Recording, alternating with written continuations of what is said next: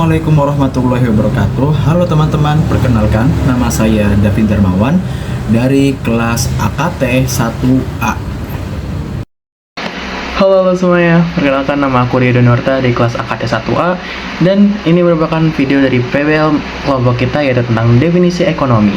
Selamat menonton. Halo semuanya, aku Rio. Aku ingin menjelaskan tentang apa isi itu ekonomi. Ekonomi merupakan ilmu studi yang mempelajari tentang cara manusia untuk memenuhi kebutuhan yang tidak terbatas dengan sumber daya yang terbatas. Nah, di ekonomi itu kita punya dua jenis analisa utama, yaitu tentang mikroekonomi dan makroekonomi. Dimana kalau kita menggunakan mikroekonomi, berarti kita hanya membahas tentang lingkup perusahaan ataupun individu saja. Sedangkan kalau kita menggunakan makroekonomi, berarti kita membahas secara keseluruhan dari lingkup ekonomi tersebut.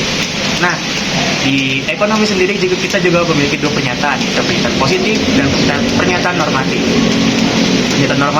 Pernyataan positif ini merupakan pernyataan yang faktual dan bisa diuji kebenarannya. Sedangkan kalau pernyataan normatif merupakan suatu nilai atau pendapat dari beberapa orang atau subjektif, di mana dua pernyataan ini merupakan pernyataan yang kontradiktif dan tidak bisa disatukan.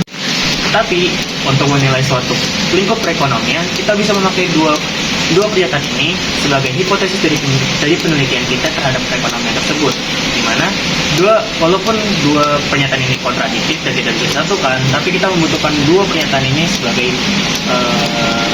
kelengkapan dari dokumen yang kita perlukan, atau sebagai kelengkapan dari penelitian yang kita lakukan.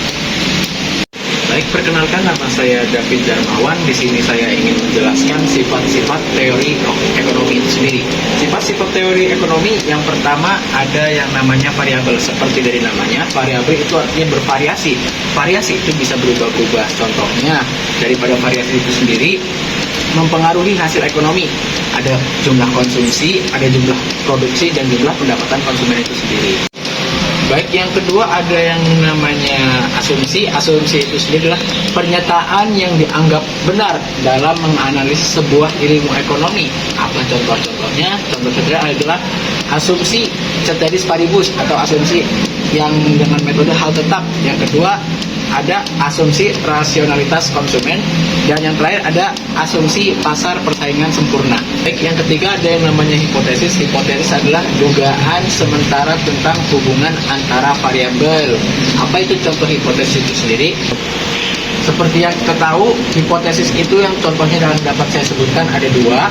Yang pertama, ada hipotesis tentang atau mengenai kenaikan suatu harga yang berakibat pada penurunan sebuah permintaan. Dan yang kedua, ada hipotesis mengenai peningkatan investasi yang berujung pada peningkatan suatu ekonomi di negara. Baik, yang terakhir ada yang di nomor 4, itu adalah ramalan. Ramalan seperti yang kita tahu, ramalan itu nama lainnya adalah prediksi. Prediksi tentang apa?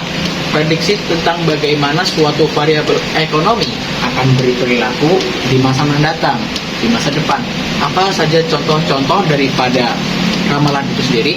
Seperti yang kita tahu, ramalan-ramalan dalam ilmu ekonomi ada ramalan tentang inflasi, ramalan tentang tingkat pengangguran, ramalan kenaikan harga atau secara mendadak. Dan baik, yang terakhir ada poin di 4, itu adalah peranan grafik dalam ilmu ekonomi. Seperti yang kita tahu, grafik itu kurang lebih seperti kurva.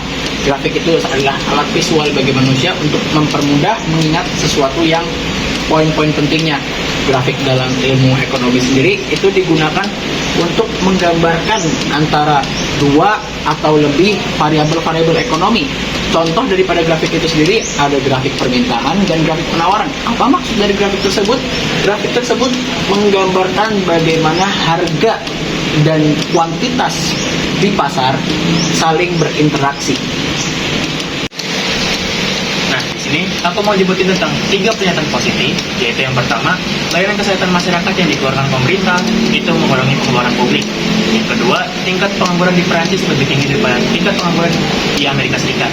Yang ketiga, meningkatnya upah minimum mengurangi jumlah pekerjaan yang tersedia. Di mana 3 pernyataan yang aku sebutin tadi bisa dinilai faktual dan juga diuji kebenarannya dengan mencari artikel-artikel yang bisa kita cari seperti di Google dan di seluruh website yang bisa kita temukan. Nah, Selain 3 contoh pernyataan positif yang aku sebutkan tadi, aku juga memiliki 3 contoh terhadap pernyataan normatif, yaitu yang pertama, pajak progresif tidak adil bagi orang kaya, yang kedua, tingkat inflasi di Inggris seharusnya kurang dari 3%, dan yang ketiga, tunjangan pemerintahan yang diberikan kepada pengangguran dianggap salah dan tidak adil. Nah, ketiga pernyataan yang aku sebutkan tadi merupakan pernyataan yang merupakan hanya pendapat bagi segelintir orang ataupun yang dinilai sebagai subjektivitas. Ulang. Apa tuh? Gitu dong. Pernyataan-pernyataan yang aku sebutkan tadi merupakan pernyataan yang dinilai subjektif atau merupakan pendapat dari segelintir orang saja. Dan itulah pembahasan kami tentang ekonomi dan sifat-sifat ekonomi. Penting bagi kita untuk memahami dasar-dasar ini sebagai fondasi untuk mempelajari ekonomi secara lebih lanjut. Dan jika ada pertanyaan, silakan tanyakan pada dalam forum atau bisa langsung tanyakan pada kami. Semoga video ini bermanfaat bagi kalian yang menonton sampai habis, and have a great day!